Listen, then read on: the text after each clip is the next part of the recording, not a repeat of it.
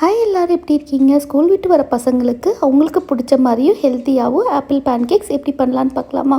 இதுக்கு ஒரு medium size ஆப்பிளை தோல் சீவி குட்டி குட்டியாக கட் பண்ணி வச்சுக்கோங்க. 1 tablespoon cocoa powder, 2 piece பட்டை, 4 பேரிச்சம்பழம் கொட்டை எடுத்து வச்சுக்கோங்க.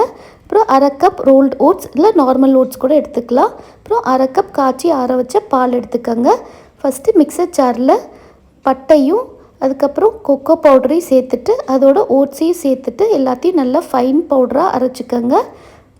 அதை அரைச்சதுக்கப்புறம் அதை ஒரு பவுலுக்கு மாற்றிட்டு திருப்பி அதே மிக்சர் ஜாரில் ஆப்பிளையும் டேட்ஸையும் சேர்த்துட்டு அதையும் நல்லா ஃபைன் பேஸ்ட்டாக அரைச்சிக்கோங்க.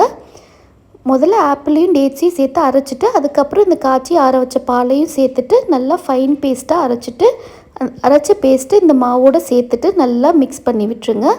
மாவு கெட்டியாக இருந்தது அப்படின்னா கொஞ்சம் பால் சேர்த்துட்டு அதை நல்லா கலந்து விட்டுருங்க.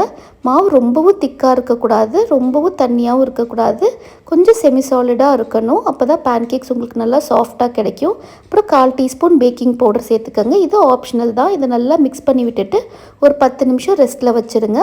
அதுக்கப்புறம் தோசைக்கல்லில் கொஞ்சமாக பட்டர் தடவிட்டு இது குட்டி குட்டி பேன்கேக்ஸாக ஊற்றிட்டு 2 பக்கமும் 2 நிமிஷம் நல்லா வேக வச்சு எடுத்துட்டிங்கன்னா சூப்பரான டேஸ்டியான ஆப்பிள் பேன்கேக்ஸ் ரெடி. பேரிச்சம்பழத்தில் இருக்க ஸ்வீட்னஸே கரெக்டாக இருக்கும். உங்களுக்கு ஸ்வீட்னஸ் ஜாஸ்தியாக தேவைப்பட்டுச்சுன்னா மாவு மிக்ஸ் பண்ணும்போதே நாட்டு சர்க்கரையை சேர்த்து நல்லா மிக்ஸ் பண்ணிக்கோங்க. குழந்தைங்களுக்கு ரொம்பவே பிடிக்கும். கண்டிப்பாக ட்ரை பண்ணி பாருங்கள். தேங்க்யூ.